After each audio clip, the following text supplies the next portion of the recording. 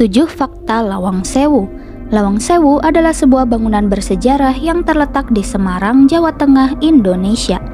Berikut adalah 7 fakta menarik tentang Lawang Sewu. Sejarah awal. Lawang Sewu selesai dibangun pada tahun 1907 oleh perusahaan kereta api Hindia Belanda, NIS, sebagai kantor pusat administratif dan operasional. Arti nama Lawang Sewu. Lawang Sewu secara harfiah berarti 1000 pintu dalam bahasa Jawa. Nama ini berasal dari jumlah pintu dan jendela yang sangat banyak di bangunan ini. Arsitektur khas. Bangunan Lawang Sewu memiliki arsitektur khas Hindia Belanda dengan gaya neoklasik. Pintu-pintu tinggi dan jendela-jendela besar memberikan tampilan megah dan mewah.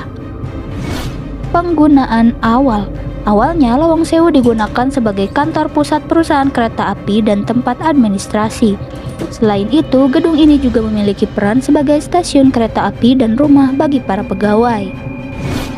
Peran selama Perang Dunia II.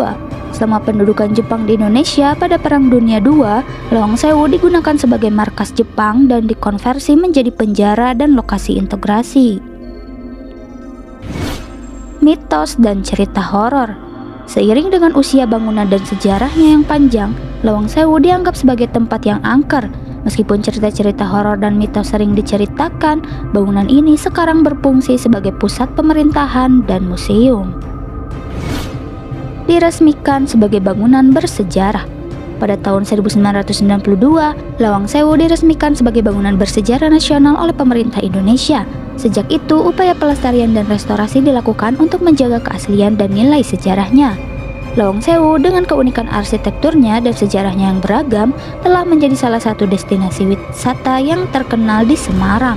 Pengunjung dapat mengagumi keindahan bangunan ini sambil menelusuri lorong-lorong yang dipenuhi dengan cerita-cerita masa lalu.